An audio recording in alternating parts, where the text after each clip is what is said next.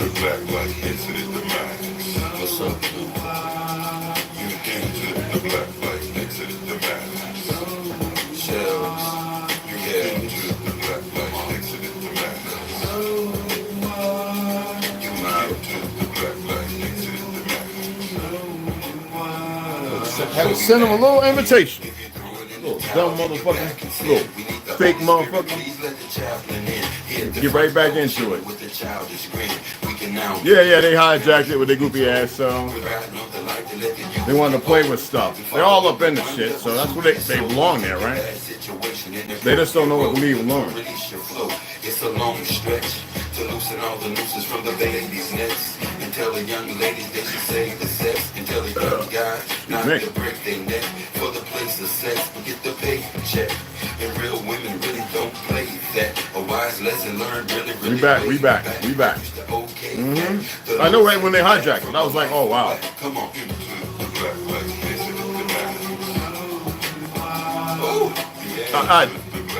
I ain't explaining nothing. My neighbor gave me some real tobacco, so real tobacco. The Zach with a Zach. Yeah. That Pellegrino's, I like it, but man, you know how they carbonize it. Man, that shit is strong. Oh, there we go.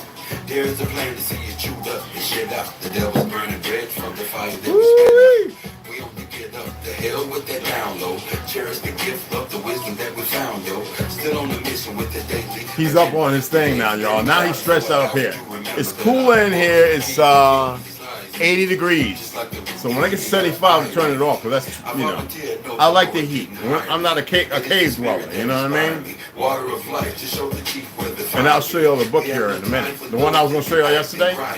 So they got some stuff in. They were still putting the stuff out. They had got a lot of stuff in. So he said, Mr. Branch, we don't know, because they always do, they fill the yellow slips out as there. You know what I'm saying? If you got to pick it up or whatever. So hopefully there'll be some books there. So this is the one I had upstairs. I knew what it was when I felt it, because I knew how big it was. It's the only one. I've only ordered about 4 types of magazines, which are really, really nice. And it's always the same stuff. So I'll share this one with you. Some of you might remember the one that I got. It was about Arawak, and then another one was is it down here? Anyways, about the mud flood 101. So that's 2 out of 2 more that's upstairs. So like usually it's history or something like this, which is really, really good.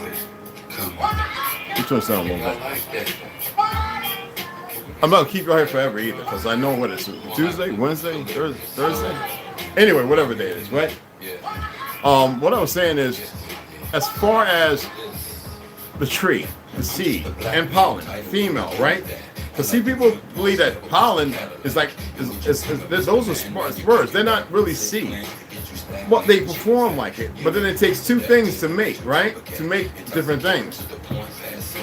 You have one tree and another tree, and birds and insects bring pollen to another, and then they germinate, and you get spores. And these things, you know, hopefully, are certain things fall out of pods, right? Seeds, and they go in the mother and marinate and root and grow into the male or the female, right? Well, the melanated man, this is how capable. That's why they found the man with the Y chromosome. Not saying that what I'm pointing out here is something you need to hear. A man. Man, not, you know what I'm saying?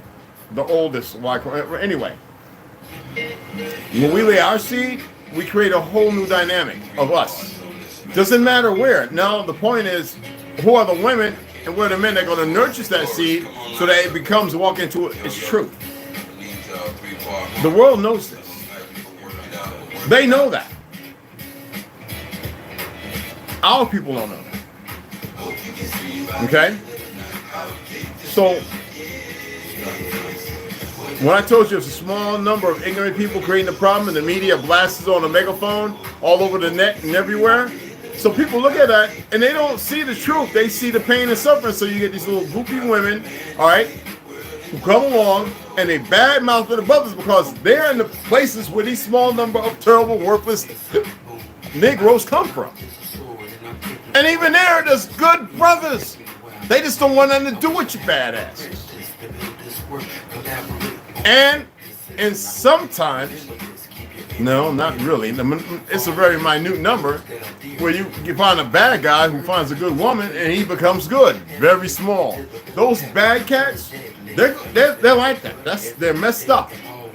And if you got a lot of bad, messed up women, they're not going to get fixed. I don't care about the fact that, okay, 5% do. What does that got to do with the other 95% in that small community of ignorant Negroes?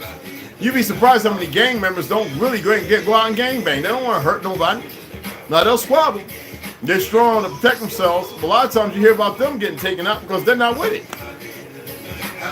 You know, people do kind of grow up and mature out.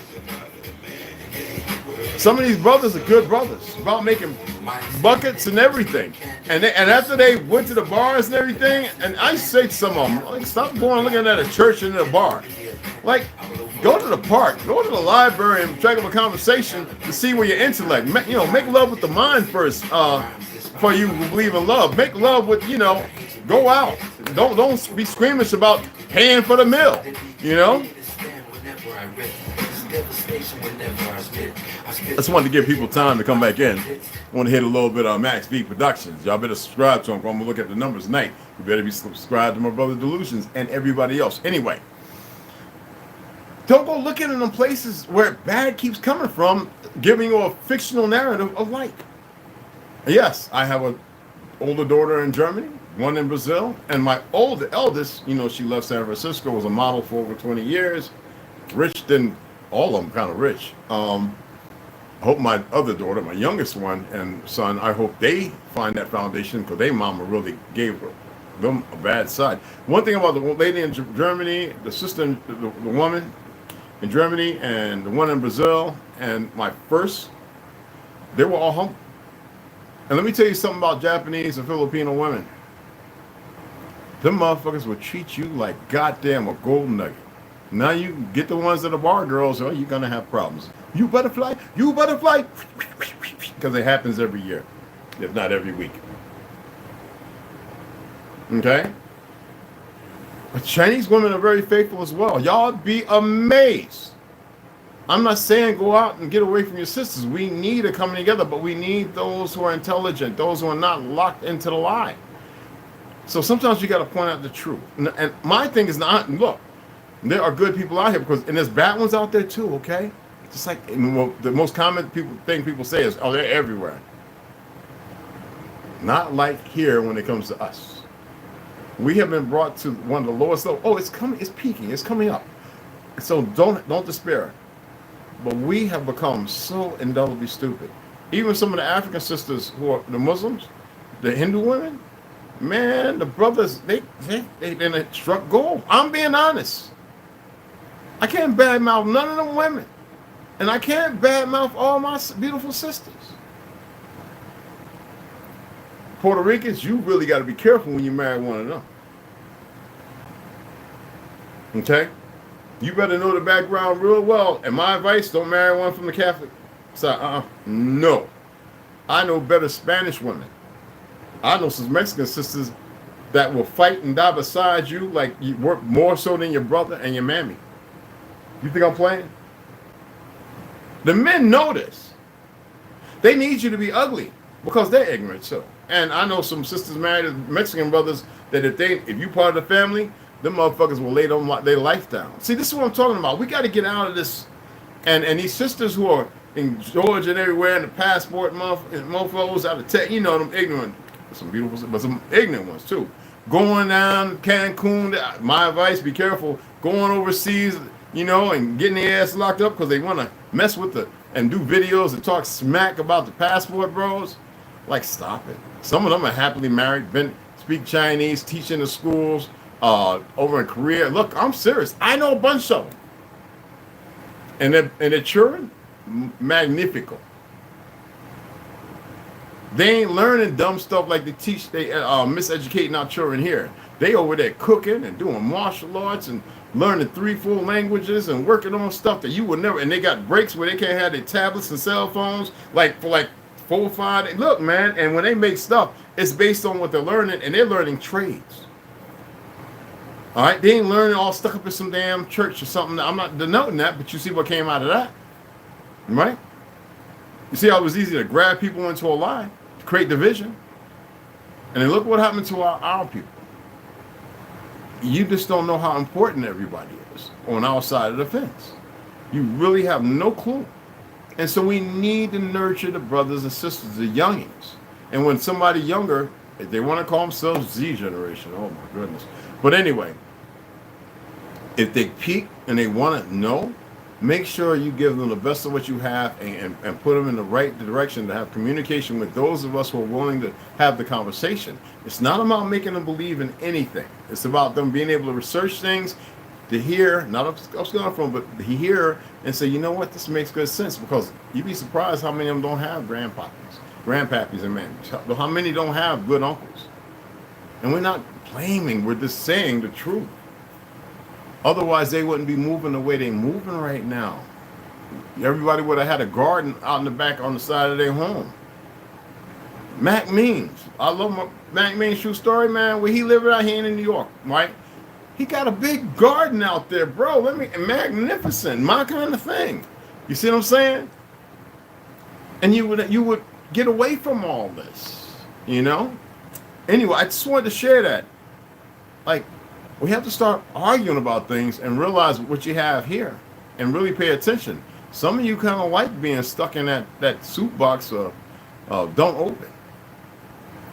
I mean, aren't you supposed to open it? It's supposed to have all the right ingredients in it, you know, dehydrated, so that when we put it in the hot water, you know, you season it with a little here and a pinch of this there and a pinch of that. That's how life's supposed to be. You're supposed to be able to give each other a pinch of this, that, and other, not to hold gratuitous, and allow yourselves to grow and grow all together. Old means in wisdom. It has nothing to do with the physical. And to be that loving, okay? If you want to use the term loving, or that bond becoming impeccable, indestructible. And then people seeing that and moving with that. Doesn't mean sitting there with somebody dude at the pew with a microphone. Did you hear me now? Did you hear me now? And Jason and Jonathan said what? And blah, blah, blah, blah, and Jesus came on down, Calvary Mountain, no. And everybody start doing the Peanuts dance, Thanksgiving, whatever that damn dance, you know what I'm saying? No, the Snoopy, no. That's not going to get it. Now, the book that I received, right, just the other day with this one right here, this right here, 3 books of occult philosophy. Henry Cornelius Agrippa. This is what it is.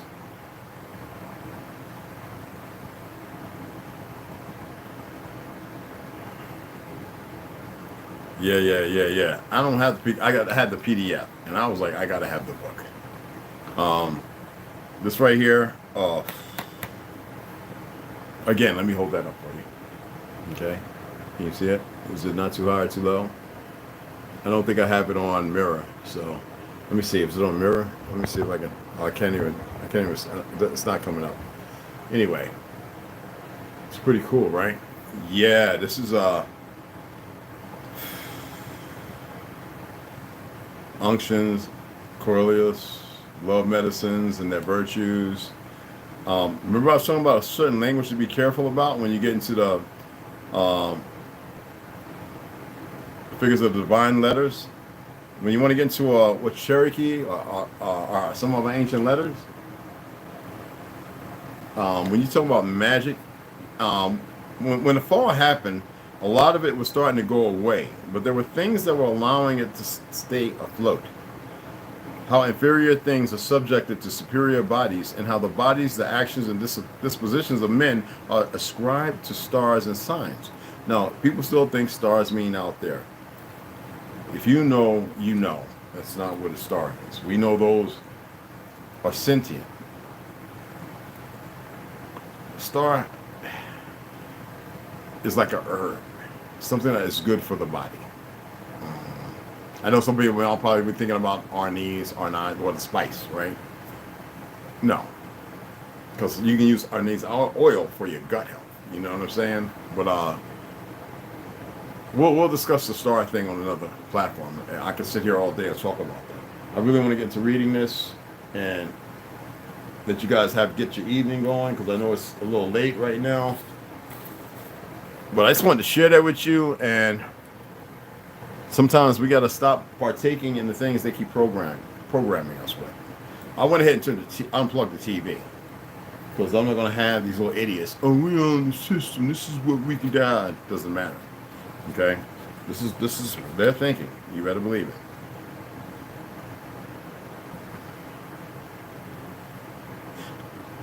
Okay.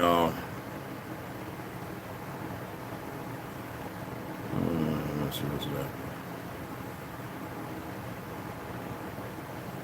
Check this out. So I want to read. This is 2, and you'll see. Okay, one's going to be the Evening Record, and the other one's going to be the Indianapolis Recorder. Okay, so this is out of 100 Years of Lynching by Ralph Ginsberg. So, lynched Negro for killing man who defended wife. Ringgold, Louisiana, February 20th. A Negro who kidnapped a banker and his wife in an attempted robbery and killed the man for defending the woman against an attack was lynched by citizens at the scene of the slaying yesterday. Officers said the Negro, identified as Nelson Nash, 24, of Leesville, Louisiana, early yesterday morning entered the home of J.P. Batchelor, J.P., 50, of the Ringgold Bank, and forced Batchelor and his wife to take him to the bank and open the doors. When Batchelor, you got to remember now, this is 1933, the recession. When the Batchelor told the Negro when our gold and stuff was being robbed, the Negro, he could not open the vault. The bandit forced the couple, still in their night clothes, to accompany him home down the railroad tracks about a mile north of the town, where he allegedly attempted to attack the woman. Batchelor grappled with the Negro as his wife ran to a nearby cabin to summon aid. The husband was severely beaten about the head and died of his injuries. As news of the crime spread, several hundred citizens organized posses and captured Nash 15 miles away and brought him back to Ringgold, where officers said he confessed to slaying. The crowd, we know it's all a lie. The crowd spirited the Negro away to the scene of the slaying, hanged him from a tree, and riddled his body with bullets. Where was everybody else? How were they able to do this? So pay attention to the story. Now, Indianapolis Recorder, March 4th, 1933. That was February 20th, 1933. Okay? So this is the next month. Ringgold, Louisiana, March 1st. Nelson Nash, young Negro who was brutally lynched here February 19th, was the wrong man. See, a lot of these Peckerwoods talking mad smack on here, they don't know about the lynchings of what happened to these brothers and sisters. They think, oh, it's just supposed to go away. I'm sad to say, that's not going to, no, it's eye for an eye and a tooth for a tooth. It don't matter what you think. And I'm not telling people to go out here and be violent. But as far as these fake-ass police, some of these Gujars doing that IDF shit on this land, that's going to come to an end. And those Negroes running around with them, I would advise y'all start checking yourselves and doing the right thing. Because you have no jurisdiction over any brother or sister here on this land. And that's a fact. Anyway, the perpetrator of the crime for which Nash was an unwilling victim may well have been a white man. This was revealed today after careful investigation of the circumstances surrounding the lynching had been made by a correspondent of this paper. Just before the lynching, at a sheriff's questioning, the wife of the man for whose murder Nash was lynched positively refused to identify the lynched man as the one who murdered her husband, J.P. Batchelor, white local banker. Batchelor and his wife were forced to leave their home by his murderer and accompany him to the Ringgold Bank. Batchelor was killed by the man when he refused to open the safe at his command. The man wore no mask, and Miss Batchelor had full view of his face and profile. Though she would not say whether her husband's assailant was white or colored, she did refuse to specify Nash as the guilty party. First press reports failed to specify Batchelor's murderer as a Negro. They also originally placed the number of the lynch mob at 500 of this town of 15,000 population. A more careful checkup based on corroborating testimony of eyewitnesses places the number at 40. And it is said they were not mobsters from the poor section, but wealthy businessmen and friends of Batchelor. Nash was arrested shortly after the murder of Batchelor and taken before Miss Batchelor for identification. Even Miss Batchelor failed to connect Nash with the crime. The posse remained determined to avenge the crime with their own hands. Protesting and proclaiming his innocence, Nash was taken to the woods outside of town. He asked the mob to spare him a few minutes to pray. The mob told him to open his mouth and stick out his tongue. He did so. The tongue was grasped with a pair of auto pliers and severed by a razor. An attempt to burn Nash was made, but it was found that the grass and wood was too wet to accommodate such a slow death. Instead, he was strung up from a tree. He protested his innocence until a volley of bullets killed him. Nash, age 24, was known to be a peaceful young man and had never before been in trouble with the law. New York Herald Tribune. I know it angers you, and rightfully so. March 27, 1933, doctor rescues a Negro lad. Lowell, North Carolina, March 26. A physician here today saved a Negro from a lynch mob by hiding him in his cellar. A 20-year-old youth stealthily approached the home of Dr. James W. Reed and told him that a mob was searching for him, having accused him of attempting to assault Miss Kathleen Jenkins, a 16-year-old white girl. We know that the majority of pale skin, 99%, were raped, molested, or murdered by pale skins. The doctor hid the youth in his basement as the mob combed the neighborhood around his house. After they left, the doctor drove the Negro to Charlotte for safekeeping in the Mecklenburg County Jail, not too far where my family was. And I told you about my great ancestors, how many of them pale skins they were killing, trying to come with stupid excuses, this, that, and other. And they were like, no, not here. We ain't having that. We them wild, funky Indians. And they was putting them down in the yard. That's right. Ain't no fake-ass Gujarat system going to stop that if somebody feels wild. So I just wanted to read those. I think that's suggestive. All right? And if you know these things, because most people out there, racism don't exist, this, that, and the other, we're not into it, but we're not going to parlay with it, too. You can broach up on things if you study these things and know and say, what family you belong to, homie? Because it gives you a whole different process, a new role of that. Facts are fact. Facts by Benjamin H. Friedman. Let's go ahead and pick up this conversation. Oh, I got gas like a muffin. That stuff was so good. And anyway, this is a letter to Dr. I believe Goldstein, LLD, or whatever that means. I never even looked into that. So let's pick it up. With the invasion of the British Isles by the Anglo-Saxons, the English language substituted the Anglo-Saxon king for the Latin equivalent rex, used before the Anglo-Saxon invasion. The adoption of king for rex at this late date in British history did not retroactively, did y'all pay attention to that? Rex instead of king? Retroactively alter the meaning of the Latin rex to the Judeans. I'm going to say that again so you pay attention, because y'all always talking about kings and queens. Read it one more time. I really want you to pay attention. With the invasion of the British Isles, that means, remember I told you, Europe was named after an Algonquin queen. We first founded that land. Yes, we did. We're no damn Moors. But then I break down the history when that term started and when it ended. Fictional. Through and through. With the invasion of the British Isles by the Anglo-Saxons, as you remember, Europe, Germany, and all places, the Anglo-Saxons didn't exist. Want to go back and read that information? There's about 4 or 5 books that got that information in there. Even the one that Curamio sent me. We're going to get back into that too. Don't worry. Everything in time. Anyway, the English language substituted the Anglo-Saxon king for the Latin equivalent of rex, used before the Anglo-Saxon invasion. The adoption of king for rex at this late date in British history did not retroactively alter the meaning of the Latin rex to the Judeans in the time of Jesus. To the Judeans, not the Jews. Rex. And I was holding off wanting to express that because I knew it was in here. I wanted to read it for you. Okay. The Latin rex to them then meant only ruler or leader.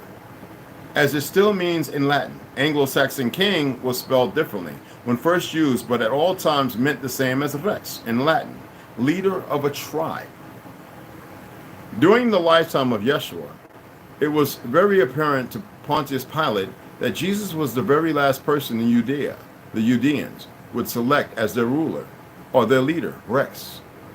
In spite of the situation in Judea, Pontius Pilate did not hesitate to order the inscription of the cross, Jesus of Nazareth, Rex Ludo, as we read before. By the wildest stretch of the imagination, it is not conceivable that this sarcasm and irony by Pontius Pilate at the time of the crucifixion was not solely mockery of Yeshua by Pontius Pilate and only mockery.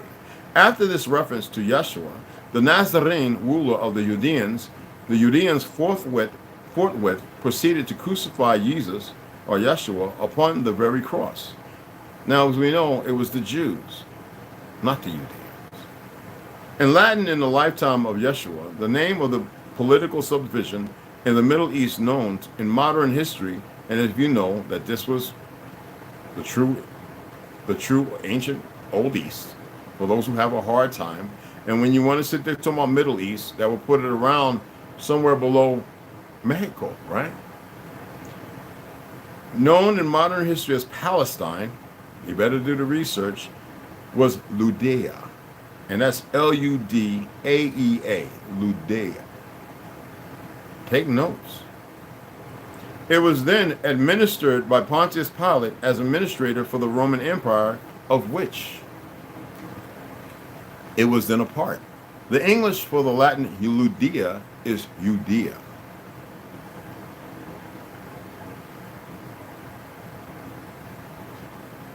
English Judean is the adjective for the noun, adjective for the noun Judea.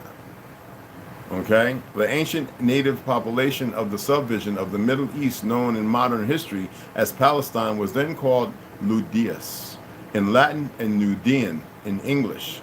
Those words identified the indigenous population of Judea in the lifetime of Yeshua. Who can deny that Yeshua was a member of the indigenous population of Judea in his lifetime? Which would again would be a Judeus.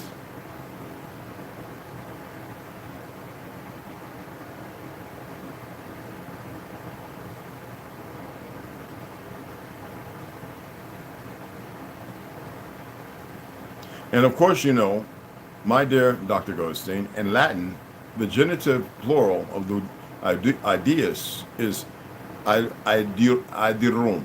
I can't pronounce it no more. Anyway, it's, hold on. Let me make sure, because I actually, you know, I go ahead and, you know, I'll be looking for stuff. Let me see if it's in here. Just want to make sure. Like I said, and I didn't put my Japanese word up for today. I'll put it up in a little bit. Okay. So my apologies on that. Let me make sure I spell this right. L-U-D. Okay.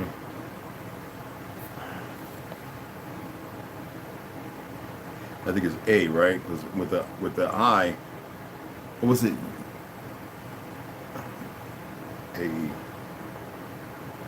A-D-M, right? Just want to make sure. Yeah. See, this is totally different from what I didn't even type it in because it's pulling up something actually different. And I wanted to make sure. This is important. We don't want to just script over stuff and we'll throw it right onto the way it should be. And also we want to put this word in there too, because this word right here. Let's see what happens when I put it right beside it. What will come up when I put it beside it? So,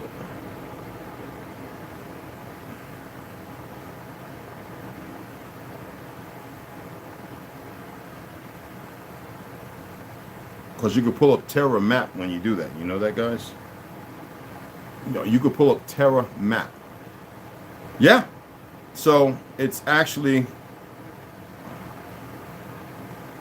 I want to read how it's broke down because it's just, I'm not going to look, I don't want to play the sound of it. You all can do that if that's what you choose.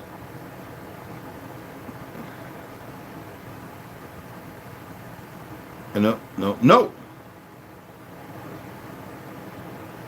Okay, there we go. So, IUDAEORUM. Now, the U and the O has this little pump over it. And I did exist, for those who are very wondering. I existed for a long time. Stop listening to these mugs where the I and J didn't exist bullshit. It's like F was S. Are y'all aware of that? Depends on what language you're talking. So INRI. All right? So for those who didn't know, it'd be Rex Ayudarum. Okay? Latin. Okay? And you could type it in, you can listen to it for yourself. We're not going to do that here. Okay? It's not going to happen today. All right, yeah, it's there. And you can put Rex in front of it or whatever. And you're going to get that INRI. Y'all remember that Enrique? We saw his joke? Okay. So here we go. The spiritual leaders in Judea protested in vain with Pontius Pilate. They insisted that Yeshua had said that he was the ruler of the Judeans, but that Pontius Pilate was not to write that Yeshua was the ruler of the Judeans. For after all, Pontius Pilate was a foreigner in Judea who could not understand the local situation as well as the spiritual leader.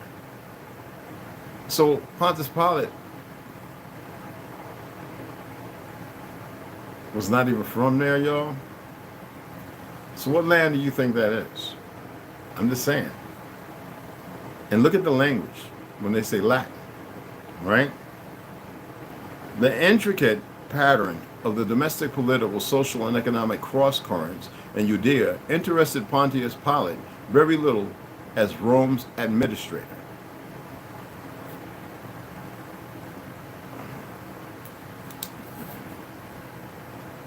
Yeah, I was waiting for some other people to throw that around, but I knew we was going to get there, and I just wanted to be able to read that because I haven't heard nobody mention any of those things yet. And I just wanted to make sure that people were able to hear that and go, wait a minute. Just like I told you. There's a reason why I said the Jews are the Jews. But they're not Judean. They're not of Shem. They're not the real thing. That's why I have this serious issue when people start using this so-called Yiddish language or this composite, made-up language that they think is Jewish of Israel. Even when I say you are Israel, I don't spit.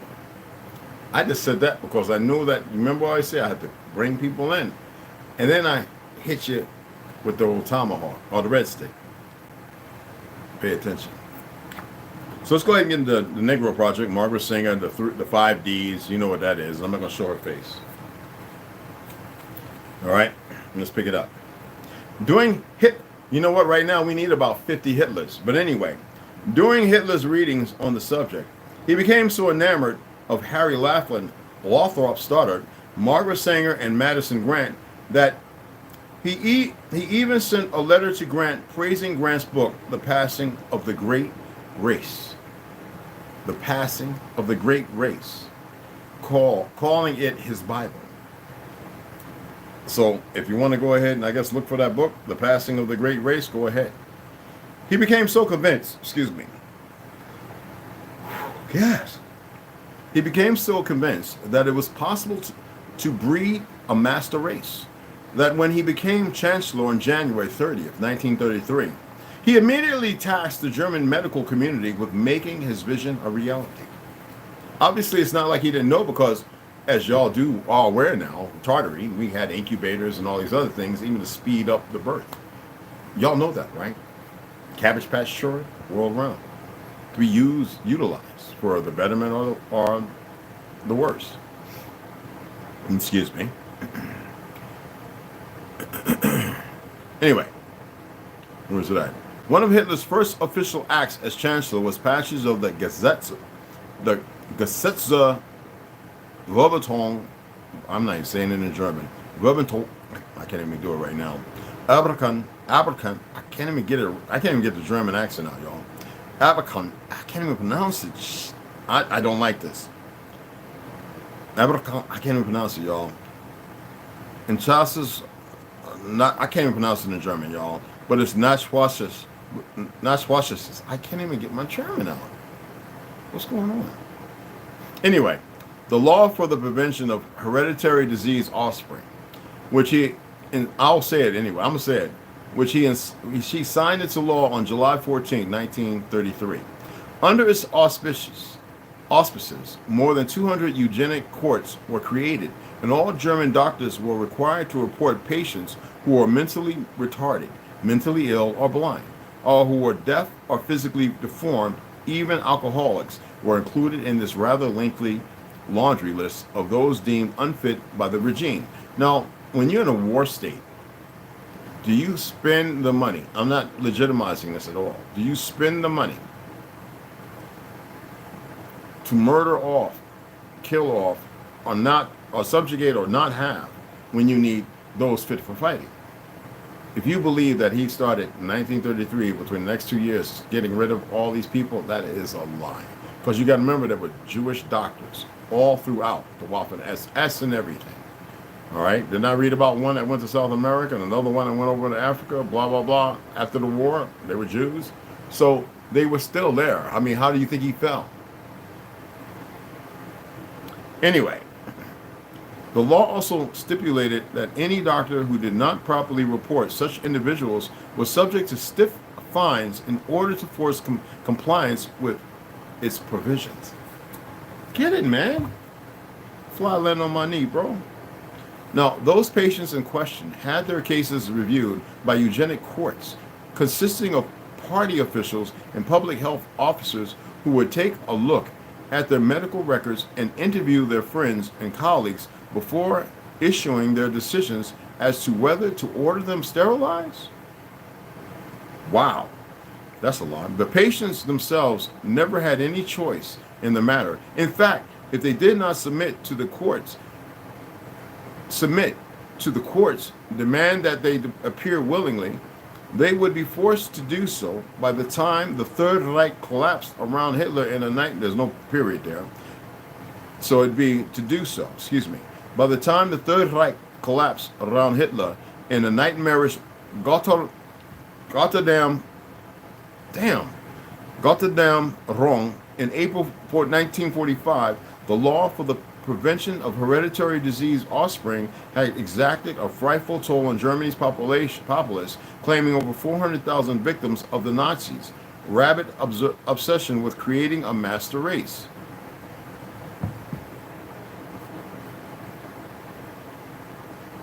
That's still being practiced by the very same individuals who call you goyim. Now, the aforementioned law and others like it were the product of Hitler's and the Nazis' tortured belief in the doctrine of blood and soil, which, among other things, preached the superiority of the Aryan or Northern Indian, the Aryan or Northern Indian race over all others, especially those of Jewish descent, in addition to being the source of all the world's ills. Let me read that again. The aforementioned law and others like it were the product of Hitler's and the Nazis' tortured belief in the doctrine of blood and soil, which among other things preached the superiority of the Aryan, or in parentheses, or Northern Indian, and race over all others, especially those of Jewish descent. In addition to being the source of all the world's ills, Jews simply did not fit into Hitler's notion of the ideal man and therefore must be eliminated, along with a whole slew of people who did not measure up. People like Slavs, Gypsies, Poles, and yes, those physically and mentally deficient people who were subjected to the tender mercies of Hitler's eugenics. And I told you, remember when they had that one thing I was reading talking about, yeah, Hitler was murdering, he killed the blacks. He did not. They were on the Blitzkrieg, fighting all over. Many of our people fought over there who was there. Fought with Hitler.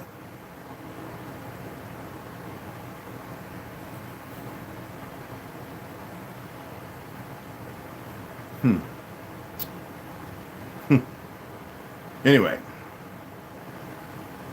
where's it at? Mostly blah, blah, blah, blah. I just want to make sure. And those physically and mentally deficient who are subject to Hitler's. Anyway, Hitler's ideal of the perfect man was a tall, blonde, fair-skinned Adonis who would be possessed of almost superhuman strength and who would use those attributes to fight Hitler's wars and usher into existence a 1,000-year Reich. And the Führer, can't get my German right, the leader, would have plenty of help in realizing this dream from the likes of Heinrich Himmler, Reichsführer SS. So we all know a lot of that's lying. That's what do you call that? What is the word for that? I haven't drank or smoked anything, y'all. It's just one of them days. I got so much rest. It's like my mind, I got things running all over the place, y'all, for real. You know psyops, right? Well, you know this is a part of it, okay? And a former chicken farmer, fanatical propaganda minister Joseph Goebbels, Gestapo chief Reinhard Heydrich, Alfred Eichmann, and the architect of the final solution of the Jewish question. We know that's a lie, but it's based on truth because they got most of them out of there. And thousands more because they were destroying the country. What have they done here? What have they done to Palestine and everywhere else they are?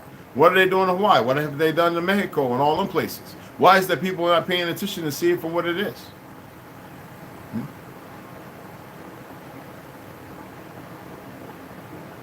As cruel and inhuman as this first law was, however, it paled in comparison to the enactment of the so-called Nuremberg laws, passed by the German Reichstag on September 15, 1935, now effectively stripped of the same basic protections that all other Germans enjoyed. Jews in Germany were no longer citizens in their own land. The preamble of the law for the protection of German blood and honor states, imbued with the insight that the purity of German blood is prerequisite for the continued existence of the German people, and inspired by the inflexible will to ensure the existence of the German nation, the Reichstag has unanimously adopted the following law, which is hereby promulgated. My excuse, y'all, messing up my German. You know, sometimes it's just like that. I don't even know why. Like I said, I am well rested, y'all. So it's no excuse. For real. Anyway, exposing the expositions, 1851 and 1915. Revised. This is Howdy Mikowski's 2021 revision from his 2019. And as y'all know, that's the Court of Honors in Chicago. Okay. They put that there. That was not the statue that was there. It was a woman, and it looked like a sister. Let's get into it. Yeah. 2 days, so you haven't forgotten. Hey, what's up, Carrie? Omek, Tians, what's up, beloveds? Why is that doing that? Oh, there it's gone. You all like mine and Bill sometimes, speaking of camping.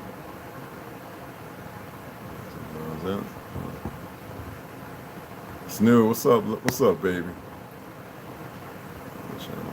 Yep, Delusions, I got you, Marcus, T-Mac, New York, been a minute, and Indigo Turtle, what's cracking, what's up, beloveds? Okay, so what's up? You all like mine, unveiled sometimes, unveiled, like-minded, unveiled sometimes, speaking of cat. Okay.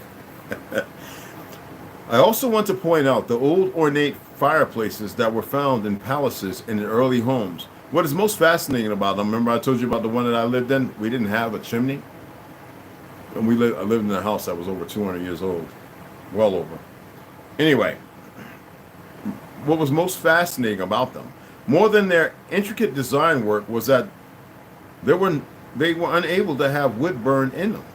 And they were far too big to keep any heat in the giant rooms. Even if wood could be burned, some in fact had no chimney. So these could not be fireplaces as we have been led to believe, but some type of technology.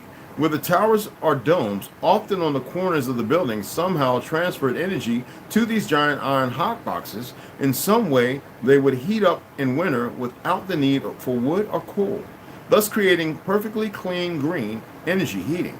It seems that paired ornaments on the front of them, perhaps, listen to this, made of iron or copper, acted like an energy drawing device similar to obelisks in front of Egyptian temples. This great technology was lost after the reset of the 1800s, and the fireplaces had to be converted to burn wood and coal. I said, we lived in a building. Our fireplace was big. Me and my brothers, we could walk in, listen, and it had these two little things in the back that had to be filled in with concrete or whatever, and brick, whatever, and had a hole in the middle on the bottom, and there was nothing. There was nothing. It was just this, and on our house with the patio and all that, they had took them down. Had these look like stator vanes. That didn't have no north, east, and west, and none of that crap. But they were pointed up, and they looked like they were like kind of white, like they're oxide, kind of like iron, like or copper or something like that. And they were old, and all that was removed. We had the chimney built and all the work, and everything was in there. And you put wood and burn coal. We had the coal. Then the gas came, not the natural, but the oil for furnaces came, and that's where we had this big one that had these things reaching out. They went up through all the walls. So, for those who are fortunate enough to see that, you know what I'm saying? What's up?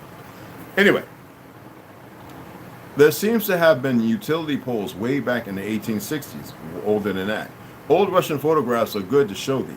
There are no wires attached to any of them, so they are not for early telephone or telegraph. The suggestion is that energy was transferred from the entry point, a cathedral or other dome tower buildings, to these poles, where each home or business could tap into the source, all wireless transmission and all possibly free. And there was no 440, no 5 and 6, 7 hertz and all this other toxic stuff that they've convinced all the ignorant into utilizing, thinking they're doing the best and doing the most, when all this stuff was weaponized. Think about it. I mean, you're in a country, right, where you're in debt, trillions of dollars, and yet you're not the one robbing people of their Social Security and all their retirement funds and stopping making jobs and killing animals, and then sending billions and trillions of dollars for wars and so-called fake space projects. This is all stuff to destroy you. I mean, you're paying for water. God, dog. You're paying to sleep. You're paying to eat, which they're poisoning. Then you got the CIA flying every day heavy metals, and the water's jacked. And you think you're normal. Okay. The world is covered with star forts, claimed to be built simply for defense. Many cannons to fire off the same line. There is some odd things that I never noticed about them. Firstly, is their intricate geometric design patterns, similar in many cases to the beauty of the rose windows of cathedrals or snowflakes. Secondly, that water always surrounds them. And finally, the stories throughout history of armies not able to conquer them, no matter the weaponry at hand. Prince of Wales Star Fort in northern Manitoba, for example. Yeah, I keep telling y'all, we weren't conquered from the outside, conquered from the inside. And still nobody wants to even listen to that. And we weren't really conquered. We just had too many cowards.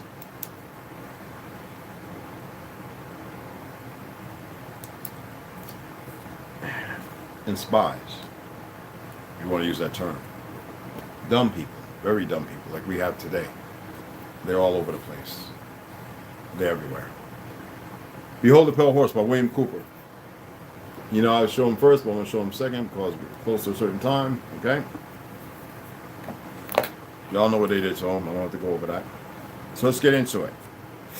Excuse me, man. Get gas. Come on, man. Pellegrino, what you doing to me, partner?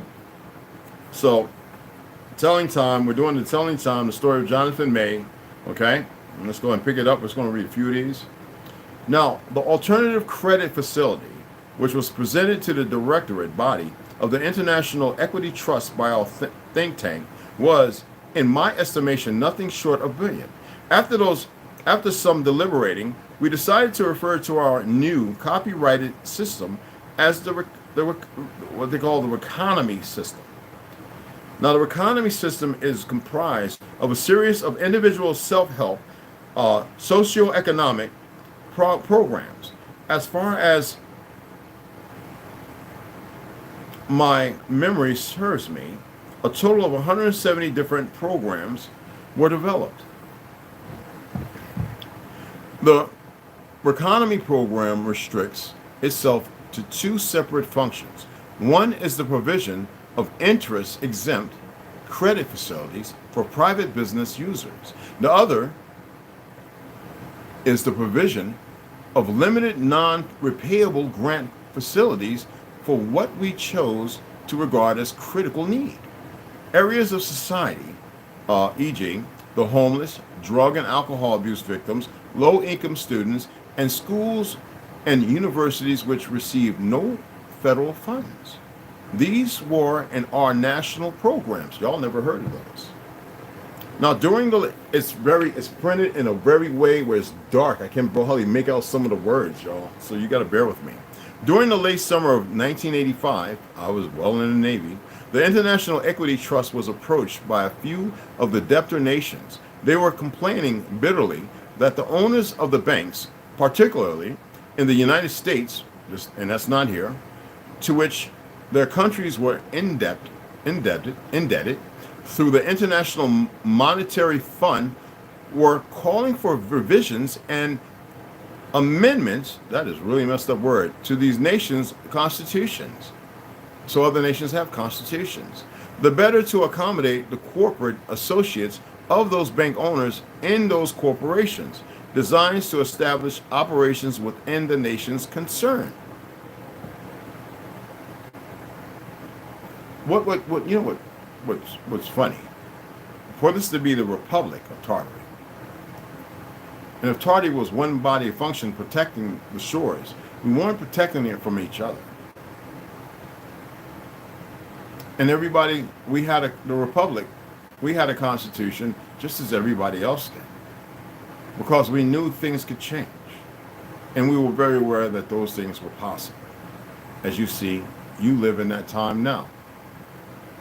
For those of you who are not aware, it is generally agreed within informed circles that the presidency of James Earl Carter was orchestrated and primarily paid for in campaign funds by various inner circle members of the Trilateral Commission. Remember, I was reading the Constitution and all the amendments? That's never supposed to happen. After the effective power and authority of the Federal Reserve System was shifted from a Washington, D.C. board of directors to the so-called independent shareholders of the 12 regional Federal Reserve banks. Now, the voting shareholders of which, in controlling proportions, are all coincidentally members of the Trilateral Commission. Jimmy Carter endorsed Paul Volcker's fractional reserve lending policy, and it alone became the root cause of the inflation recession and asset gross /gross sales collateral cycles, which if you examine the statistics are orchestrated in 4 yearly trends: fractional reserve lending, an exclusive ability of only Federal Reserve member institutions, is wholly and solely responsible for the fact that the nation's money supply in circulation is in fact comprised of over 97% credit, for which nowhere on earth has there ever existed the printed currency equivalent. They made money just to make everybody broke, to see how the system and the things that you see going on right now, and you see how they're raising all that. That's because of this fake ass government. Some of y'all keep swearing by it. Some of you really believe in this republic and this democracy shit. And you can't even see the game before you.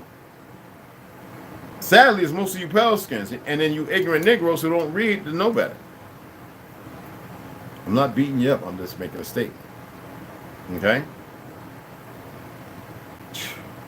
Listen to this. It was fractional reserve lending which was swiftly instituted immediately before high-ranking U.S. government officials persuaded the Nigerian prime minister to increase the price of Nigerian crude oil, which he did.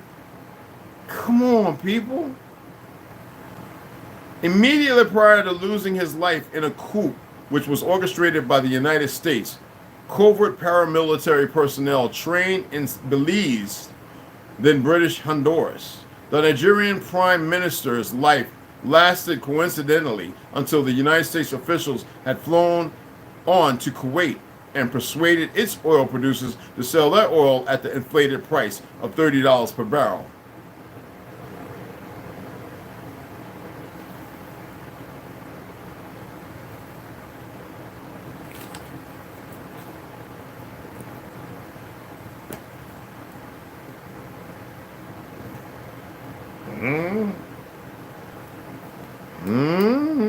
I don't know.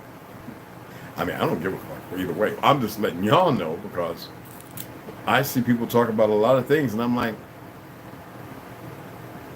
because I'm not emotionally bound with feelings or any of it. So I just, okay, do the research. Let's get into Heaven Bearers, The New Age of Destruction by Janine Helen. Yes, sir. Yes, Lord. Yes, my lords. Yes, my lords. Yes, Lord. Excuse me.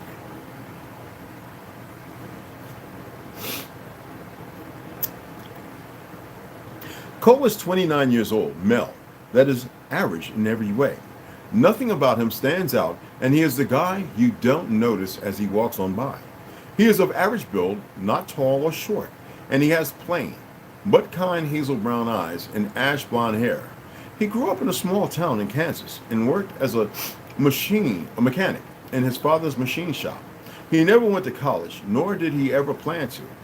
A small town guy is what he was through and through. On the last day of October, almost 5 years ago, he remembers seeing a strange owl, and that is when all of it started. He woke up to the sound of its scream, echoing through the night sky, but he didn't think anything of it at the time. He was born and raised in the countryside and was familiar with the sounds of the animal made. I want to show you something. This is so funny. Dude, this is funny. I want y'all to take a look at this. Ooh, child.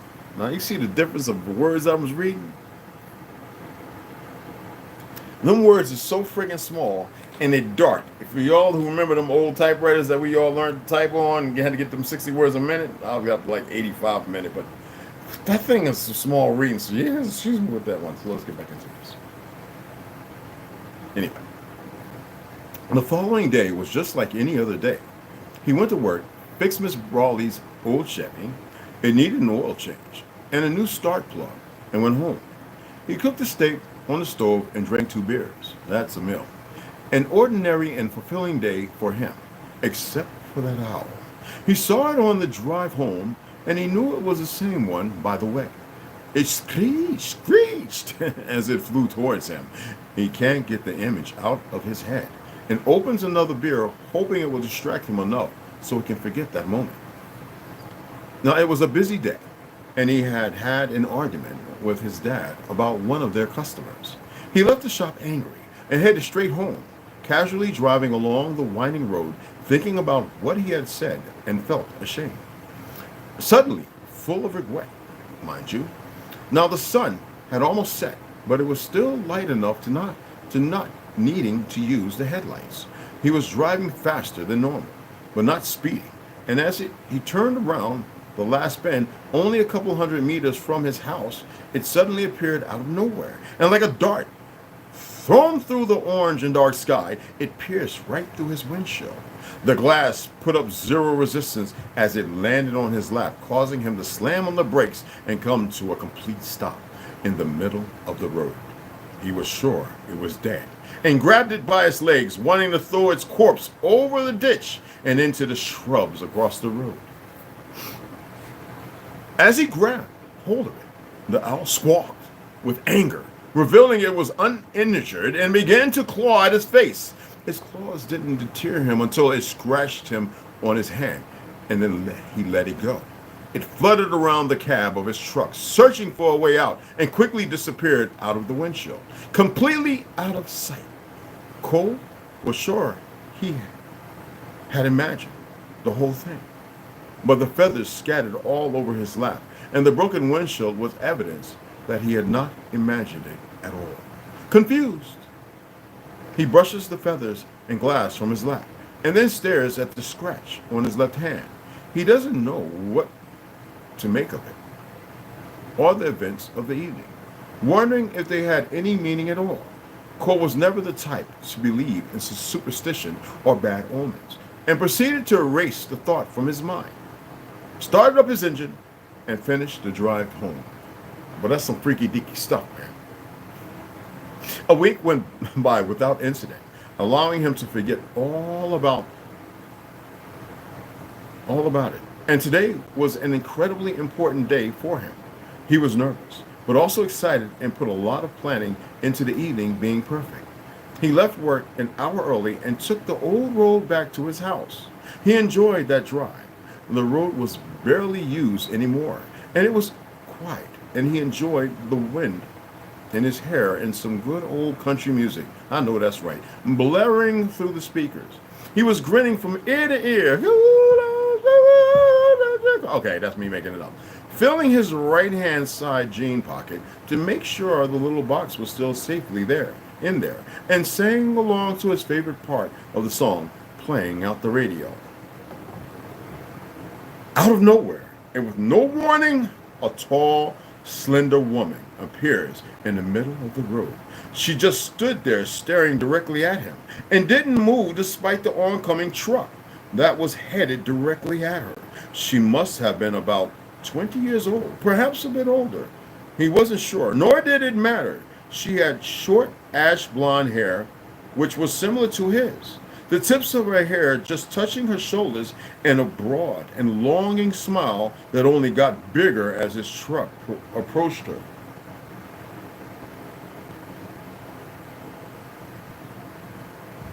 Excuse me. She was wearing a blue summer dress with white coin-sized buttons dotting down the front of her chest. Despite it being a cold day outside, the rest was just a blur. Now the woman just stood there motionless, staring right at him as if she knew him. Her eyes solid blue, looking directly into his, piercing into his soul. It took a split second for the visual to become an understood comprehension of the moment, and another second for him to take the appropriate action. And within 3 seconds, it was all over. He slammed on the brakes harder than he had ever done before, his tires fighting back the harsh action and screeching to a halt, leaving the smell of rubber to fill the air. However, his actions weren't going to be enough, and the woman didn't move out of the road. He ripped the steering wheel all the way to the left and swerved as hard as he could to try and avoid what was going to be an inevitable impact. He lost control of his truck, then crashed down the ditch, bulldozing over the shrubs and small plants, and finally came to a complete and abrupt halt against a large oak tree. The tree gave out a painful groan as they collided, and everything became silent and cold.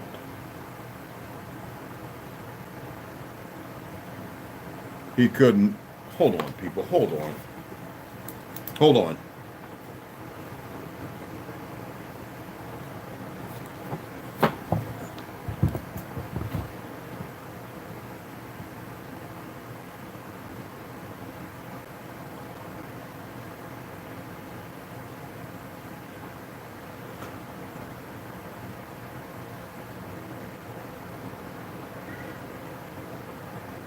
Kids are playing.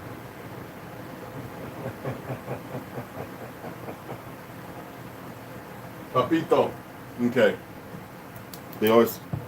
These kids feel safe when I'm around, and whenever they stop, I want to make sure they're okay. So I want to make sure they were okay. And his Poppy just came out, want to get the bike so they can go ride. All right. Anyway, excuse me, my apologies. The tree gave out a painful groan as they collided, and everything became silent and cold. He could hear water dripping, but his eyes felt heavy and tired, and so he closed them, just resting them for a short moment. Children matter to me more than anybody. Cole didn't have a near-death experience, but he had what the doctors later termed a sort of out-of-body experience. He claims that after the accident, he left his body and went to another time or reality.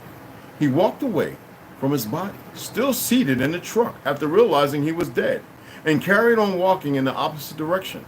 There was a deep cut on his forehead and little shards of glass stuck in his neck, which he removed casually, dropping them on the floor as he continued walking away from his truck.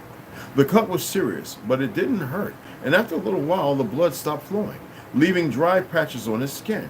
His body felt hollow, a type of holograph, he thought. And he increased his pace and started running as fast as he could away from the scene of the accident. Time stood still, and he felt no wind or breeze, and the colors around him became brighter, allowing him to see colors his eyes did not recognize. Holy smack. His footsteps made no sound. The dry yellow and brown leaves didn't crunch and break under their weight. And the air was as light as a feather, so thin he couldn't breathe it in. The realization suddenly hit him with the force of a baseball bat to the back of his head by a man twice his size. He wasn't breathing at all. Why would he be? He was dead. His body was no longer physical, and that is why he felt no pain or hunger or thirst. He felt nothing, surprised most of all by the fact that he wasn't even sad that he was dead and left Jenny behind to pick up the pieces of her life without him. He traced his fingers through his hair, feeling free and alive for the very first time, and kept running.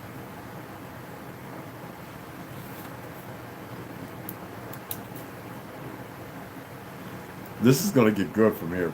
Well, it's already good, but this is going to get pretty spectacular, if you know what I mean. We're in chapter 4, okay? Remember, she's back, but now we're dealing with a whole scenario that's going to paint another picture to allude to something, to point, bring you, to walk you into a place, all right? Now, my apologies for messing the German up. I'll tighten up on that, guys. I've been working on the Japanese and the Mandarin, so, and going over some Cantonese, and it does happen. I get this little moment where I'm practicing these certain sounds for another language, and it's not confusion. It's just, it just happens, you know? And most would say, is German my second language? Yeah. I just choose not to speak it.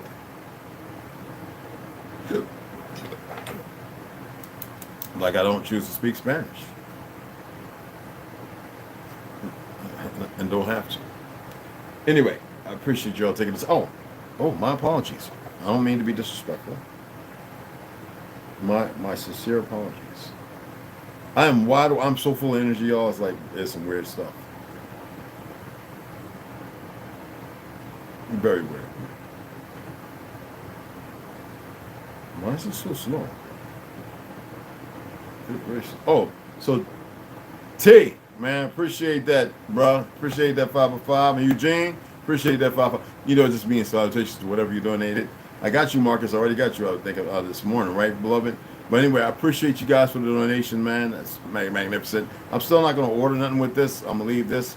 Or I might go ahead and put it into the account. We'll see. Okay? But I appreciate that donation. Why is this thing not charging?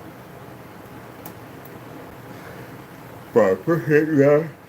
I hope you enjoyed the read. Again, apologies, because you know I am big. I like to read. I am full of energy.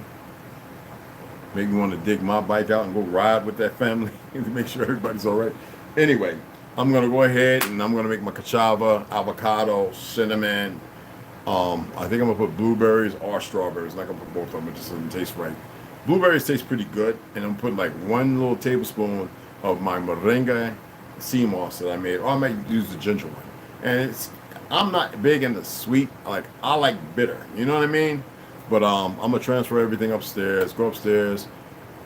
Right now, the room is at 77 degrees. It's a little cooler. It gets 75. I can turn it off. I'm going to go upstairs, put on my PJs. I'm going to sit back, go and see if anybody's got anything up. I gotta blow out this candle because I wasn't playing with these bastards.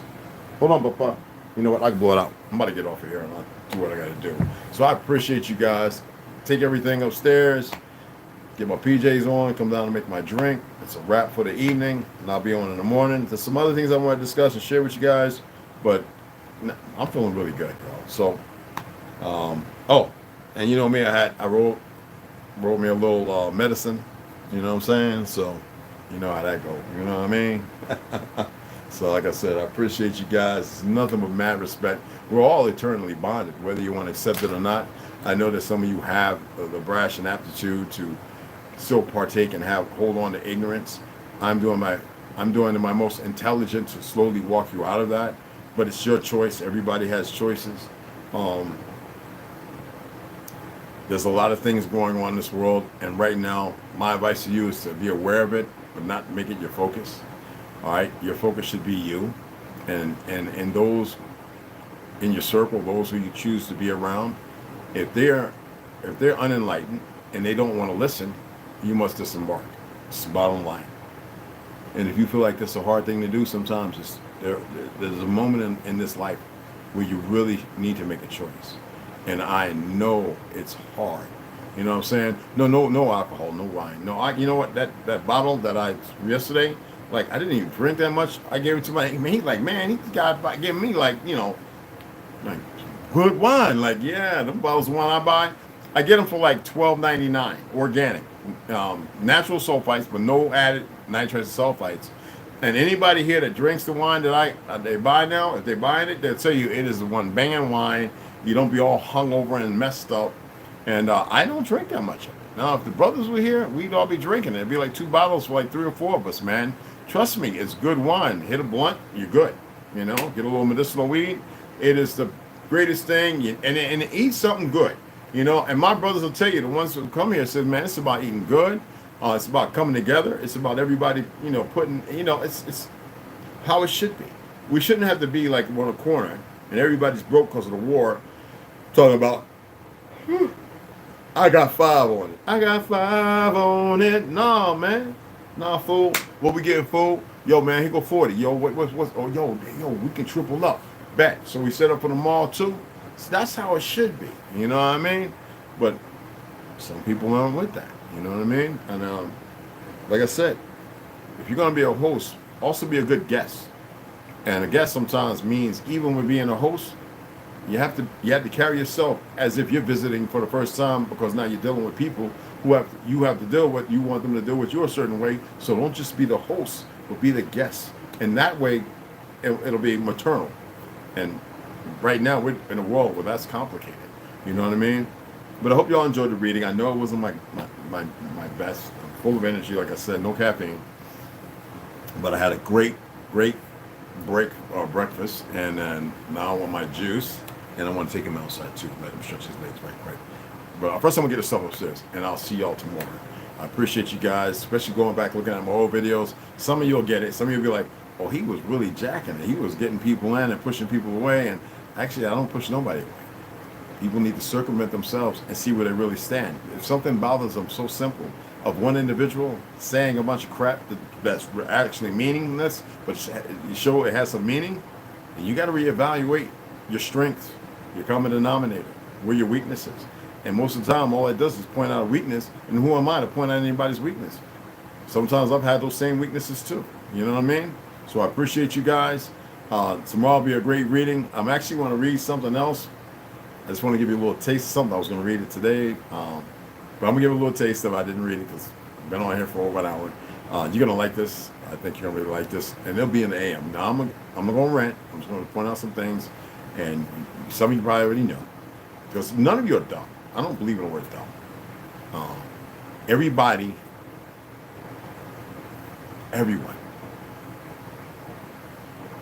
is a walking brainstorm of conviction and truth and light. But the majority aren't walking in that truth and conviction, nor in that light. Okay? And that's right. My name is Lucifer. And don't fucking forget it. See y'all tomorrow.